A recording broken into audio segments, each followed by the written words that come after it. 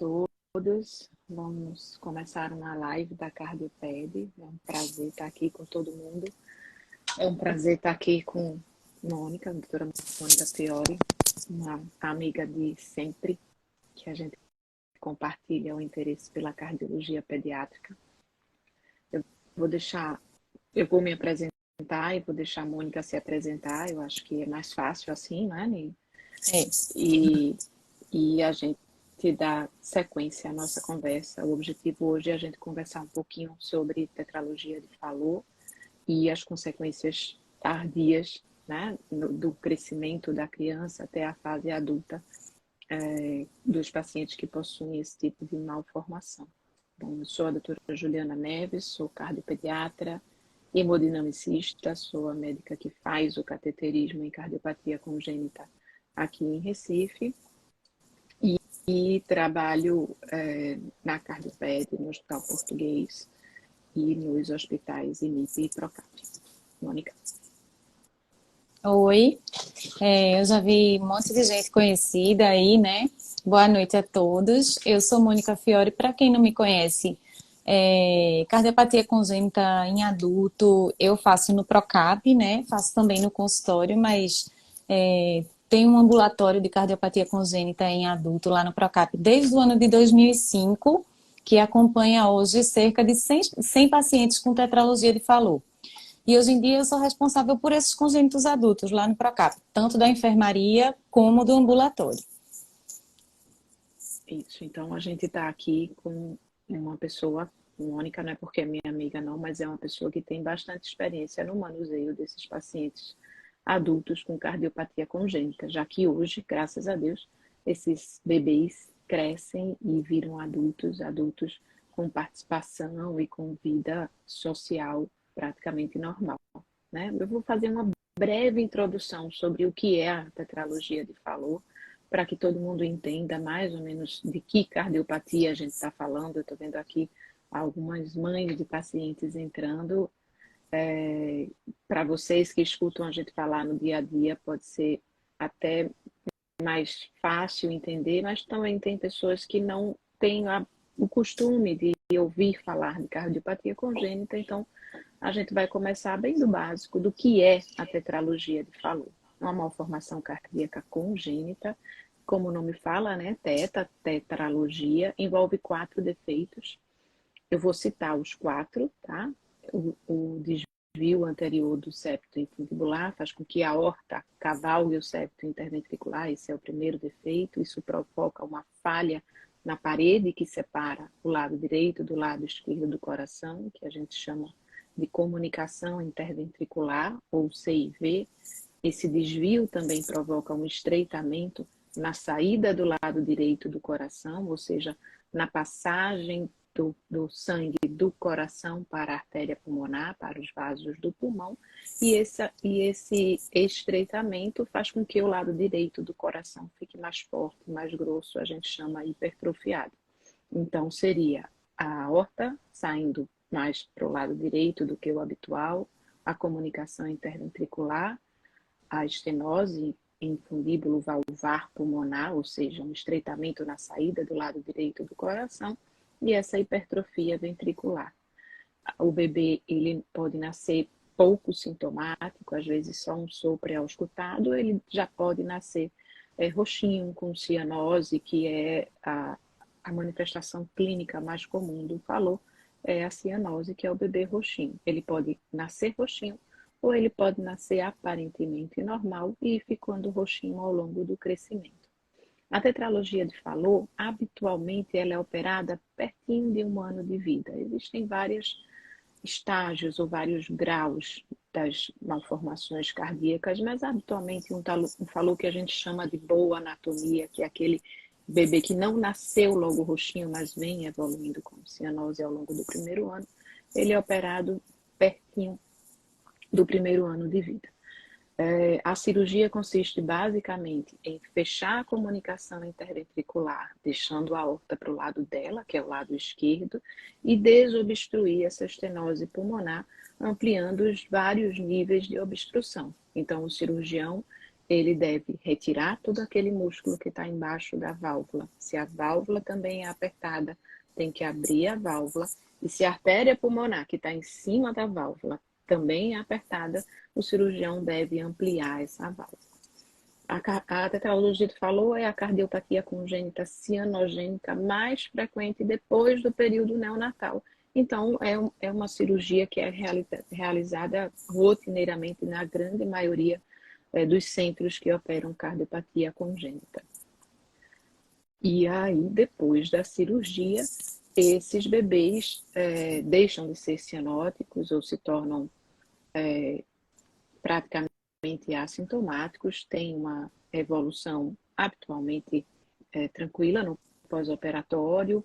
O pós-operatório seria um capítulo à parte, a gente não vai entrar aqui em detalhes, mas é uma cirurgia que habitualmente evolui bem no pós-operatório e que a gente vai lidar com a evolução dessa doença ao longo da vida, que é o foco da nossa cirurgia aqui.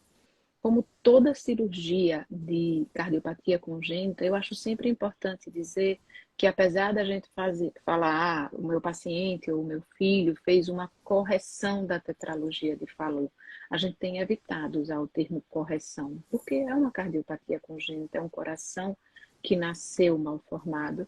Então, a gente tende a falar atualmente em reparo da tetralogia de Fallot, porque mesmo o cirurgião fazendo tudo da melhor forma, existem lesões residuais que continuam depois da cirurgia e que a gente precisa lidar com elas ao longo da vida. O objetivo dessa live é a gente fazer uma conversa realmente com vocês, tá? Essa foi uma breve introdução. Quem conhece tetralogia de Fallot, quem já passou por esse pré-operatório, pela cirurgia e pelo pós-operatório, sabe que não é assim tão simples, mas o objetivo é a gente lidar com as consequências da tetralogia de Fallot. Eu estou vendo que tem várias mães de pacientes entrando aqui e vocês podem ficar à vontade para conversar com a gente, fazer pergunta. Eu vou passar para a Mônica, que ela vai falar um pouquinho para vocês agora, do depois da cirurgia, né? Como que essas crianças vão evoluir no pós-operatório e com o crescimento também. Acho que como introdução é isso, né, Mônica? Se quiser acrescentar alguma coisa, por favor, fica à vontade. Não, tá, foi super bem explicado. Só queria dizer que além das mães de pacientes, tem várias pacientes de tetralogia de Fallot que são mães aí na live também. Então, tem de todas as idades. Eu vi algumas das minhas pacientes que entraram. Bom, então, falando um pouquinho sobre o que é que a gente avalia num paciente que foi operado de tetralogia de Fallot. Eu não vou me ater à idade, porque isso vale desde a hora que a gente atende um bebê que foi operado até quando a gente atende um adulto que foi operado de um reparo de tetralogia de Fallot. Então, desses 4 defeitos que a doutora Ju falou, o cirurgião aborda 2 na cirurgia, que é fechar a CIV e ampliar a via de saída com ou não ampliação do anel pulmonar, que pode ter também ampliação do tronco e de ramos pulmonares. Então, o que é que se opera na tetralogia de Fallot? No reparo da tetralogia de Fallot, se opera a CIV, se fecha a CIV e se corrige a estenose pulmonar em fundíbulo valvar. E se tiver estenose, um tronco muito pequenininho, se corrige também, estenose de ramo se corrige também. Então, a parte cirúrgica do Fallot não mexe na hipertrofia do VD, que a hipertrofia é a consequência da estenose pulmonar, é o aumento da espessura do músculo, e não mexe na destroposição da aorta, porque destroposição da aorta é a posição anatômica da aorta no coração. Então, primeira coisa, fechou uma CIV, a primeira coisa que a gente avalia é se tem CIV residual. Quando tem CIV residual, a gente precisa ver se essa CIV é uma CIV pequenininha, que não vai interferir na vida do paciente, ou se é uma CIV de repercussão. Lembrar que a maior complicação da CIV é o desenvolvimento de doença vascular pulmonar e que esse paciente antes nunca teria doença vascular pulmonar porque ele é protegido pela estenose pulmonar, mas agora ele não é mais protegido. Então, se fica uma CIV residual ampla, muitas vezes a gente precisa, às vezes não é que fica, às vezes o PET solta, acontece isso também.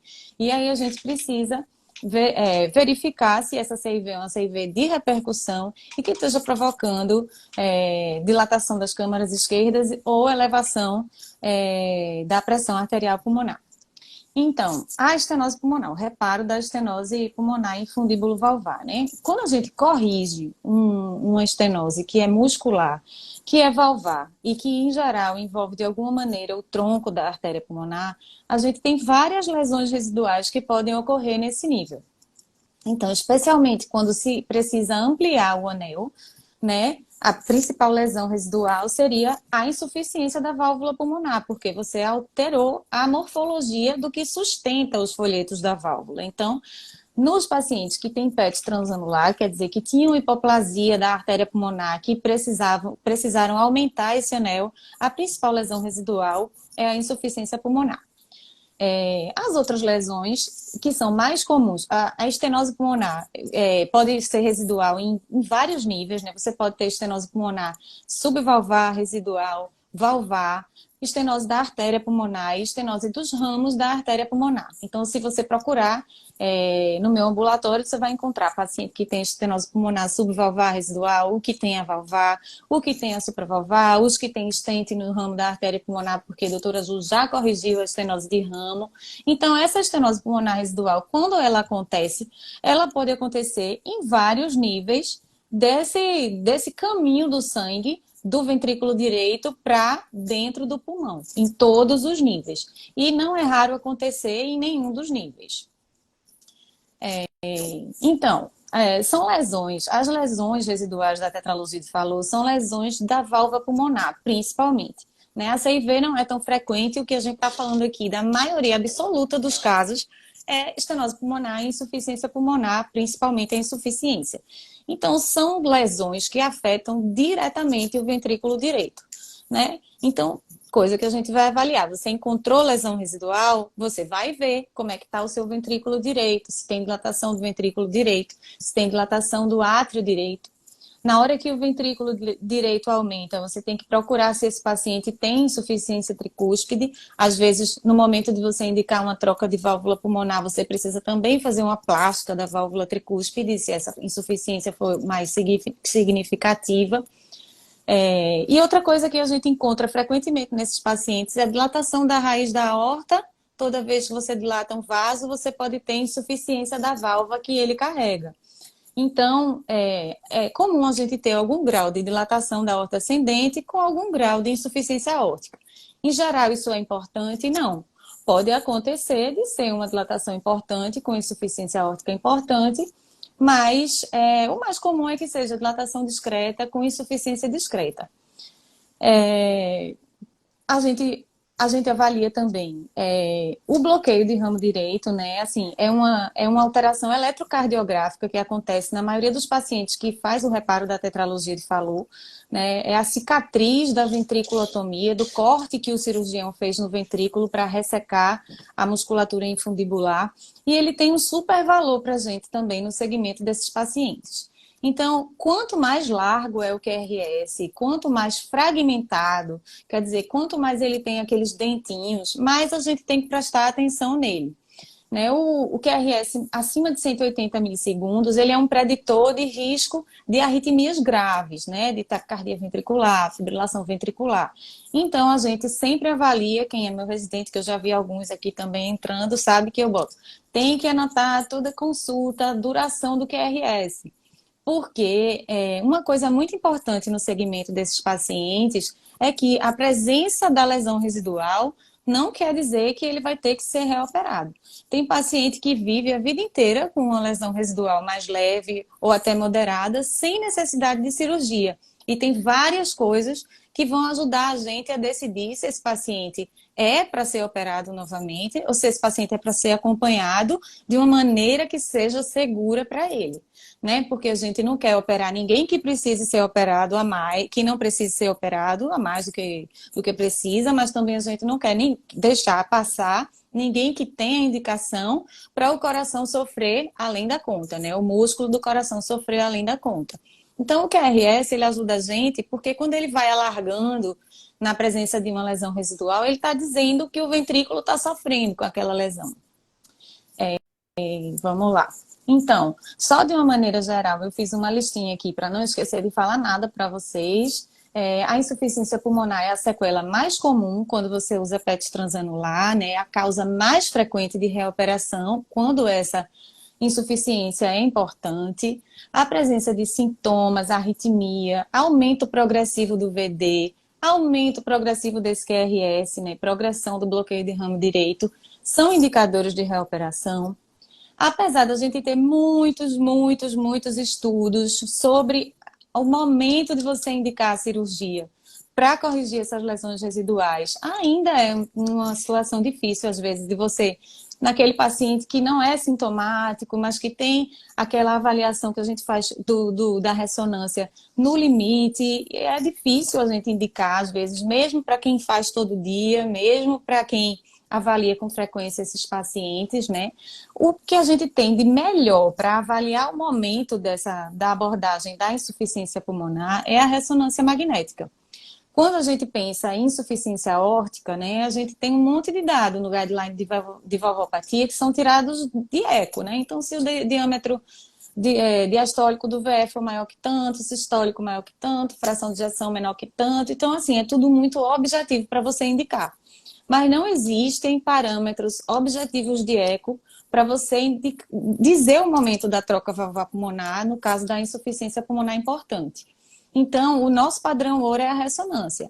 E aí a gente avalia o volume diastólico final e o volume sistólico final indexados pela superfície corpórea. E é isso que a gente tem de padrão ouro. Então, o que é que eu estou falando que é difícil? É você pegar um paciente que esses volumes estão no limite, mas que você faz um teste ergométrico e esse paciente vai super bem, muito melhor do que você ou do que o seu residente que faz alguma atividade física. Então, esse é um desafio do dia a dia da gente, né? E lembrar que parte dessas lesões residuais podem ser tratadas com cateterismo. Então, se a estenose é valvar, muitas vezes a doutora Ju pode melhorar. Se é do tronco, a doutora Ju consegue melhorar. E de ramos. O que a gente não consegue corrigir com o cateterismo são as obstruções musculares, né? A gente hoje tem indicações, tem guideline com todos os dados para indicar esse momento da troca valvar pulmonar, né? Como é um paciente que tem aquelas características do eletro que a gente segue, também são pacientes que ocasionalmente podem ser indicado o uso de CDI como prevenção primária, são casos selecionados, mas ele pode ser indicado para prevenção primária de arritmia ventricular. E tem uma coisa que a gente não pode deixar de dizer, é que hoje em dia a gente tem, né, a gente ainda não tem de rotina na nossa cidade, mas existe o implante percutâneo de válvula pulmonar que veio, assim, para modificar um pouco a nossa conduta mesmo, porque é muito mais fácil você indicar um procedimento que vai ser feito por cateterismo do que indicar um procedimento que vai ter que abrir o externo do paciente e fazer ele passar por uma cirurgia cardíaca convencional. Então, a gente tem, eu sei quanto o Ju, como é parte do departamento de hemodinâmica, tem lutado para a gente conseguir esse material para cá, né? E assim, vai ser realmente uma mudança de paradigma quando a gente conseguir trazer esses procedimentos para cá, porque vai facilitar muito mais a vida dos doentes mesmo, né? É verdade. Então era isso que eu tinha para falar um pouquinho, né, sobre o segmento dos pacientes com tetralogia de Fallot. Difícil resumir em tão pouco tempo, né? Gente, é isso aí. Mônica deu um apanhado bem geral. Eu acho que a gente agora pode ir conversando devagarzinho sobre cada uma dessas lesões residuais. Eu acho que o que deve ficar aqui, vamos falar de quem nunca fez a cirurgia também. Doutora Mônica é a nossa maior especialista em adultos com tetralogia de Fallot ainda, né? E aí eu Vamos tenho uma falar assim. palavrinha para falar sobre isso, é que na verdade eu não tenho nenhum paciente que não foi indicado nenhum tipo de cirurgia. Né? Então, assim, a tetralogia de Fallot é uma doença que o seu tratamento é cirúrgico. O reparo completo, quer dizer, fechamento da CIV e reparo da estenose pulmonar infundível valvar é o tratamento de escolha sempre que possível. tem pacientes que a gente não consegue fazer a correção total. Por exemplo, Tamires, que está aí no nosso visorzinho da live. Tamires é uma paciente que tem um shunt, que tem uma tetralogia de Fallot e tem um shunt porque a anatomia dela, ela tinha uma coronária que cruzava a via de saída e não pôde fazer o reparo total. Mas a maioria dos pacientes, a maioria absoluta, quer dizer, todos os pacientes de tetralogia de Fallot têm indicação de fazer alguma cirurgia. Isso aí. Então, o objetivo das cirurgias, independente da idade ou do momento, é sempre melhorar a qualidade de vida. Então, a gente tenta fazer o melhor possível para que o paciente tenha uma boa qualidade de vida. Eu separei aqui algumas perguntas, eu vou jogar a bola para ver você responder e a gente vai debatendo, tá bom? Eu tenho uma pergunta aqui que eu vou só abrir o parênteses aqui e pedir já para a Dani anotar. Tem alguns pacientes aqui perguntando, pedindo para a gente falar sobre cirurgia de Jatene. A cirurgia de Jatene, ela é realizada numa outra cardiopatia, que é a transposição das grandes artérias. Mas Daniela, a nossa Big Boss, que está aqui com a gente nessa live, vai anotar e a gente depois prepara alguma coisa sobre cirurgia de Jatene, tá bom? Mas quem fez cirurgia de Jatene, sim, pode ter uma vida normal, tá? Lesão, estenose pulmonar residual, Ni. A gente sabe que tem graus de estenose pulmonar residual, né? A estenose pulmonar, ela tende a ser uma regra, como lesão residual no pós-operatório de tetralogia de Fallot, principalmente depois que a gente vem tentando preservar o anel pulmonar, que eu vou chamar aqui para vocês de esqueleto da válvula pulmonar. É onde os folhetos da válvula pulmonar ficam firmes, né? Então, antigamente, o cirurgião abria esse anel, ele é um círculo assim, o cirurgião abria o anel e colocava um tecido aqui em cima que a gente chama de PET transanular. Antigamente, todas as cirurgias eram feitas dessa forma e aí a gente tinha uma insuficiência da válvula pulmonar. A válvula permitia o sangue passar para o pulmão, mas também permitia que uma grande quantidade desse sangue voltasse para o ventrículo. Atualmente, a gente tem tentado preservar, os cirurgiões têm tentado preservar o anel pulmonar.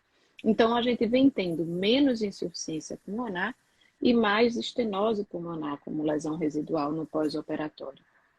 E aí existem vários graus. É lógico que a gente tem que deixar o menos possível de gradiente na válvula pulmonar. O que você diz, Mônica? O que é que você consideraria uma estenose pulmonar que precisa de reintervenção ou uma estenose pulmonar que não, que a gente pode seguir clinicamente como você já falou, que algumas lesões permitem, né? Que a gente não precisa mexer nela.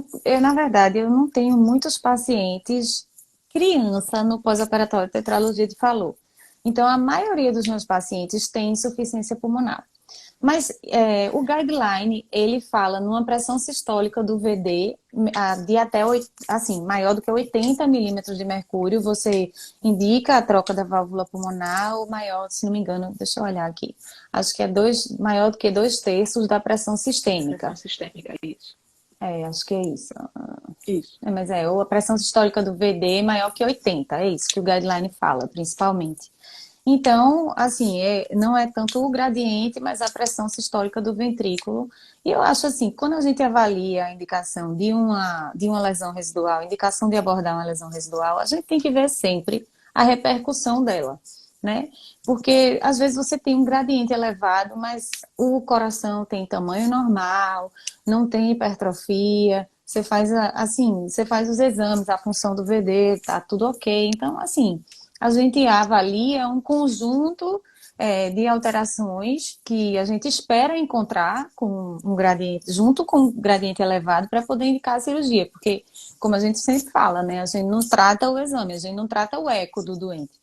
A gente trata ele com todas as suas características, né, com a repercussão que aquela lesão está tendo nele. Exatamente. Então, eu diria assim, eu acho que principalmente ficar de olho nessa pressão sistólica do VD, mas sempre individualizar, né? Porque precisa ter repercussão. E ainda repetindo já até o que você conversou, tem vários graus de estenose pulmonar, né? Como a Mônica falou, a estenose pulmonar, quando é no músculo abaixo da válvula, essa é uma estenose pulmonar de indicação cirúrgica. Quando é ao nível da válvula pulmonar, ela pode ser, a gente pode conseguir dilatar essa válvula, diminuir um pouquinho esse gradiente por cateterismo, e principalmente quando a gente tem lesões acima da válvula, nos ramos das artérias pulmonares, o tratamento indicado é por cateterismo com o uso de balões e estentes para poder ampliar essas lesões. Sempre que a lesão é no músculo abaixo da válvula ou nesse anel, se a lesão residual, a estenose residual, é porque o anel não foi aberto adequadamente, chegando nos níveis pressóricos que indiquem um doente sintomático ou um doente com outras lesões associadas, o tratamento deve ser cirúrgico. E a CIV, antes de entrar na insuficiência pulmonar, que eu já vi que tem vários pacientes aqui com insuficiência pulmonar perguntando, antes de entrar na insuficiência, e a CIV residual? É comum, não é comum? Como que a gente lida com ela? As CIVs significativas são raras, assim, pelo menos assim, nos adultos que eu sigo, na literatura também não é a lesão, de jeito nenhum, a lesão mais comum, mas eu acho, assim, em geral, é decorrente de decência do PET, quando é uma CIV significativa. A maioria das CIVs que são residuais da correção mesmo são CIVs pequenas. Então, assim, a gente não tem mais, assim, na maioria dos pacientes, a gente não tem mais estenose pulmonar significativa. Então, o que acende o alerta para a gente da repercussão da CIV são os mesmos sinais. Começa a dilatar átrio esquerdo e ventrículo esquerdo, né? Lembrar que eu sempre digo para os meus residentes, às vezes eu olho o eco de um paciente que o tetralogito falou, eu esqueço de olhar o VE, a fração de ejeção, assim, eu olho tudo, eita, esqueci de olhar o VE, a fração de ejeção, porque é uma doença do lado direito. E outra coisa importante que eu não falei é que se você encontra uma doença do lado esquerdo, você tem que pensar nas outras causas. Falando de adulto, né, com tetralogito falou, adulto com tetralogito falou, pode ter hipertensão, pode ter infarto, pode ter todas as outras doenças da vida adulta. E aí, toda vez que a gente encontra um VE que tem uma função alterada, que tem uma espessura alterada, se não tiver uma CIV residual interferindo na vida dele, a gente precisa checar as causas, assim, das doenças adquiridas que acometem o VE. Se não tiver insuficiência aórtica também, né, maltratando ele. E tem uma pergunta aqui que ia ser o meu comentário a seguir. Quando a gente junta as duas coisas, o doente tem uma estenose pulmonar residual e tem uma CIV residual. Eu costumo dizer que esse é o meio que o falou que ficou ainda com um pouquinho do falou, né? Ele tem a CIV, que habitualmente é pequena, como você já comentou, e ainda tem uma estenose pulmonar. Eu acho que quanto mais lesão residual o paciente tem, mais pertinho a gente vai tendendo, mais a gente vai tendendo a querer corrigir. Se essas lesões são lesões passíveis de correção, por exemplo, estenose pulmonar e ICV é uma combinação que não é rara, né, nas crianças, principalmente porque são dessa nova leva em que se preserva o anel pulmonar, mas quando você tem bom resultado cirúrgico com correção dessa estenose residual com a CIV residual. Se não tiver indicação de ampliar o anel, se tiver indicação de ampliar o anel, vai ficar com insuficiência pulmonar.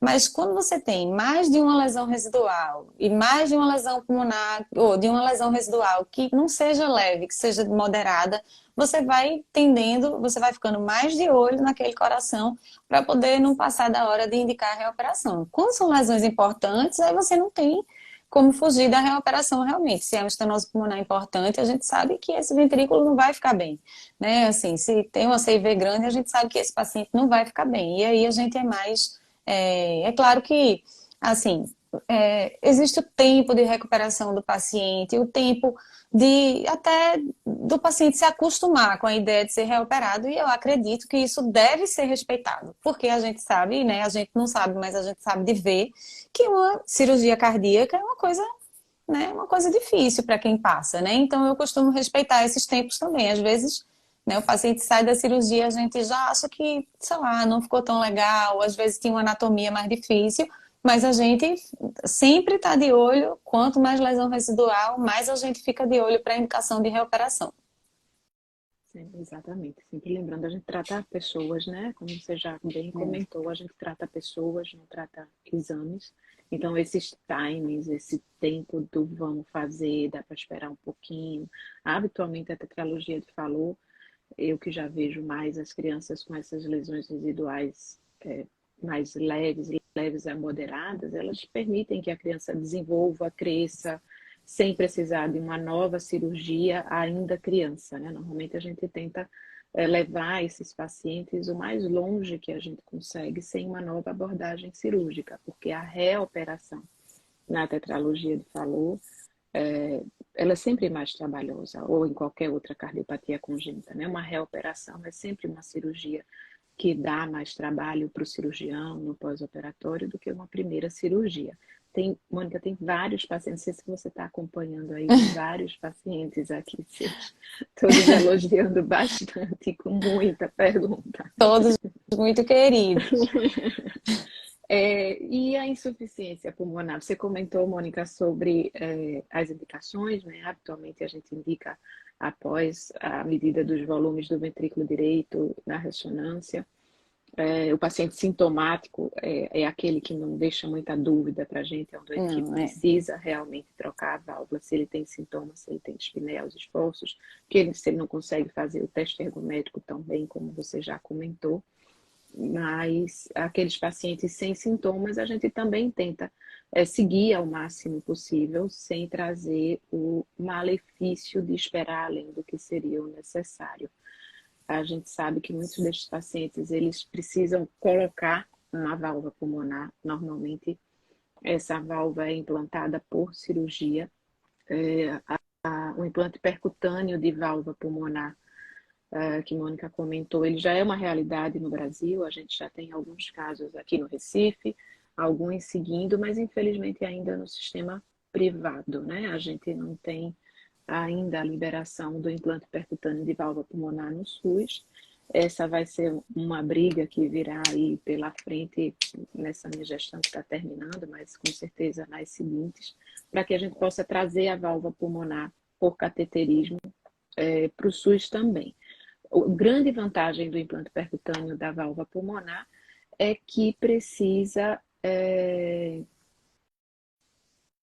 a gente precisa ter um arcabouço, eu preciso ter um esqueleto formado para implantar, principalmente a primeira válvula que chegou no Brasil, que chama válvula Melody. Então, normalmente, para implantar a válvula Melody, a gente precisa que esse paciente já tenha passado por uma reoperação, ele já tenha trocado a válvula, né?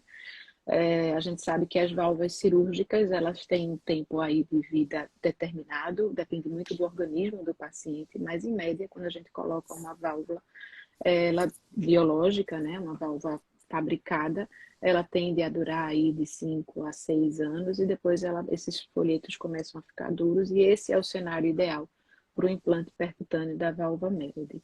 A gente, com a experiência que se adquiriu com os idosos, com o implante da válvula aórtica, a gente tem no Brasil outras válvulas hoje que podem ser implantadas por cateterismo, que essas sim podem ser implantadas sem uma cirurgia para troca valvar anterior, nas vias de saída largas, respeitando o limite.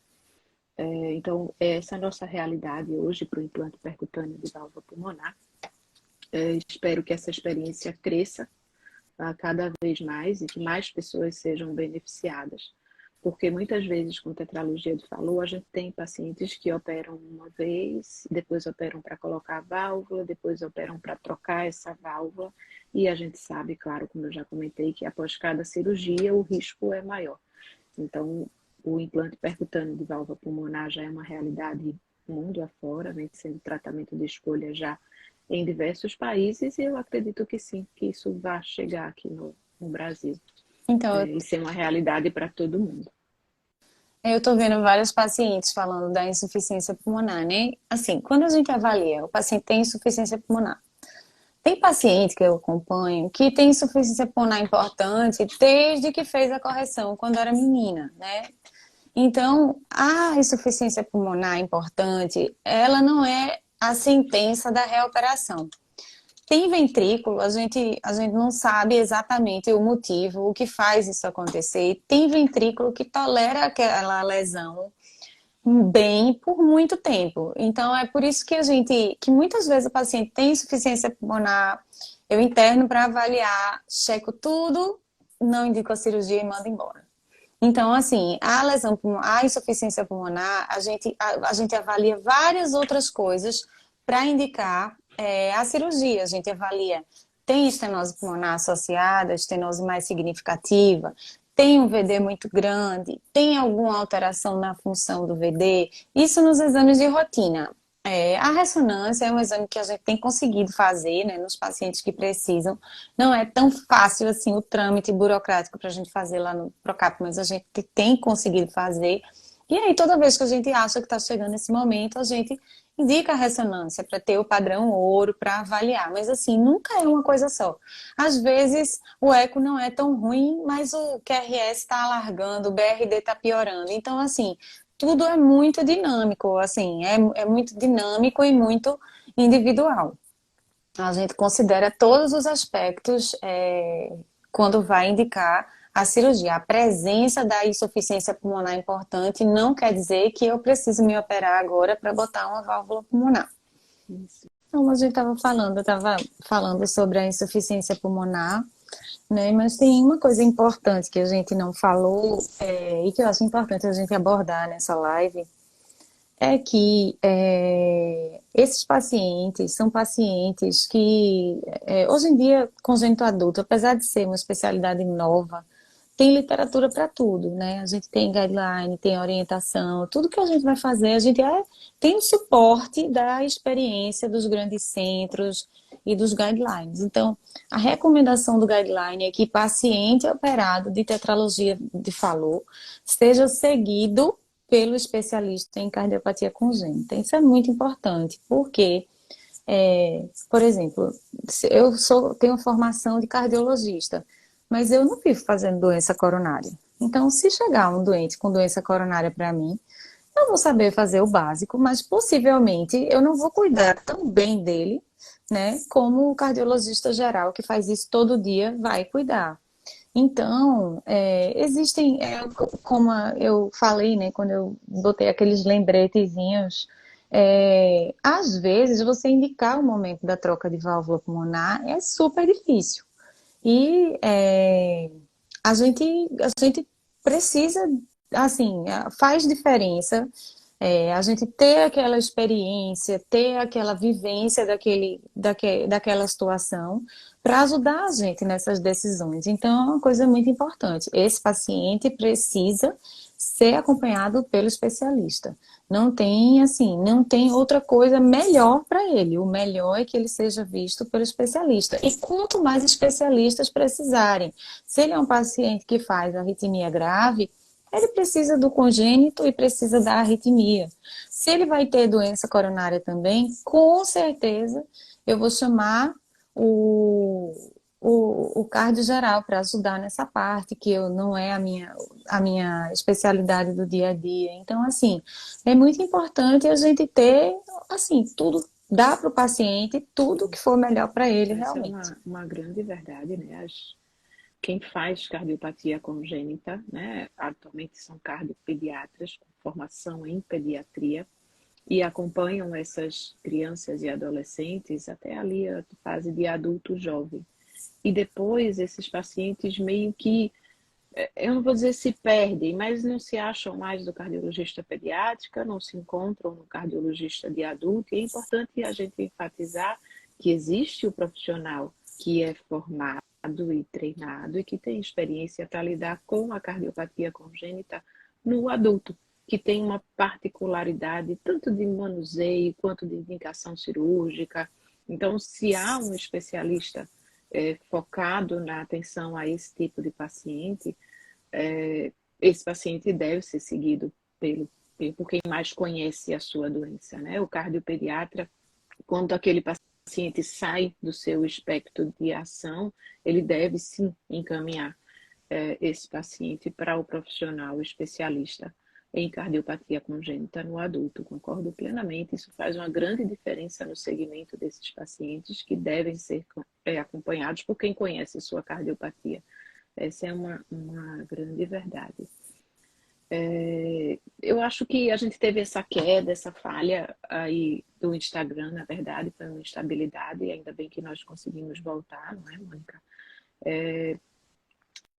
A gente Uhum. aqui pincelou vários aspectos da tetralogia de Fallot, como esses pacientes devem ser conduzidos. Antes, quando a gente ia cair, eu ia comentar, muitas vezes o paciente ele pega o laudo do ecocardiograma e lê lá aí que eu tenho uma insuficiência pulmonar importante, né? Você estava falando exatamente disso quando a gente caiu, e muitas vezes a insuficiência pulmonar importante não quer dizer que o seu coração precisa que isso seja corrigido, né? Tem, como você falou, tem corações que toleram bem a insuficiência pulmonar importante e por muito tempo se considerou que a insuficiência pulmonar não era uma lesão tão deletéria ao músculo cardíaco como a gente sabe hoje que é. Então, não basta ter o laudo dizendo que é importante, é preciso avaliar todos os critérios que Mônica comentou aqui para a gente.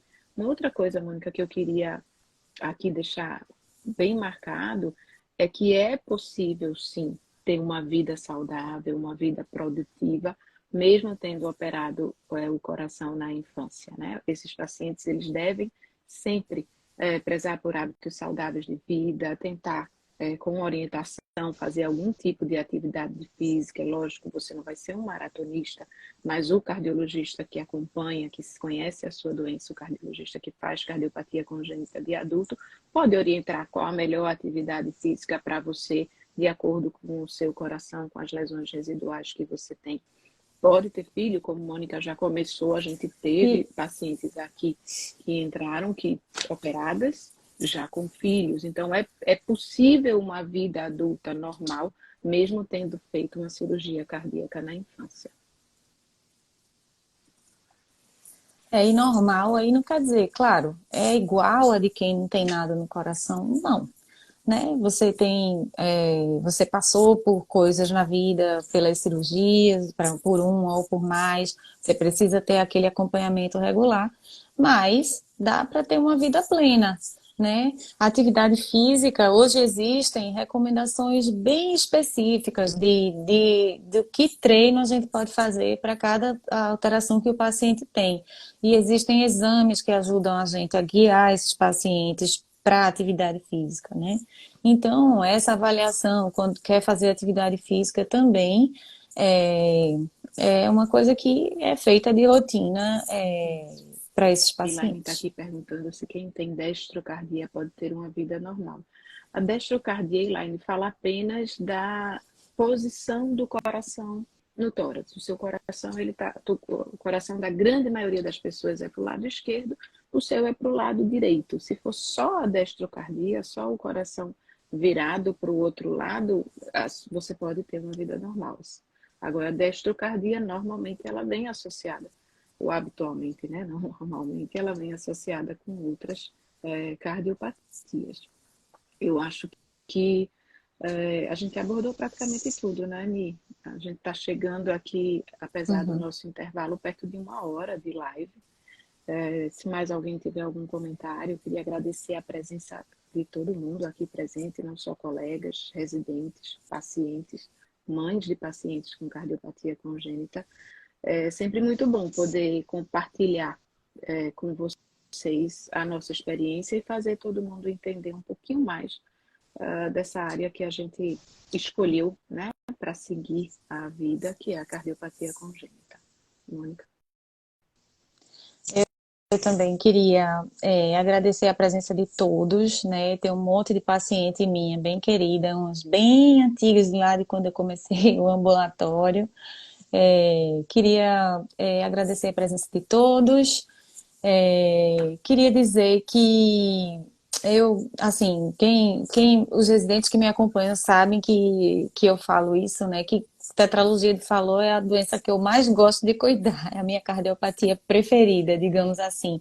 Então, eu tenho muito prazer de avaliar esses doentes, de cuidar desses doentes, assim, quem é meu paciente sabe, né, que a gente faz com amor, o ambulatório do Procap, né, cheio sempre, né, às vezes é um pouco tumultuado, mas que mas que a gente consegue ver esses pacientes de uma maneira legal lá. E estou falando bastante de lá porque é onde eu tirei toda a minha experiência em cardiopatia congênita em adulto, né? E seguir esses pacientes é desafiador e você precisa ter experiência e você precisa ter realmente vivência daquela situação para poder fazer o que é melhor para o paciente. Beijo em todos. Muito obrigada aos colegas, aos residentes, a todo mundo que compareceu à live. Gente, é isso aí. Muito obrigada a todos pela presença. Um abraço. Tchau, tchau, Ni. Tchau, tchau.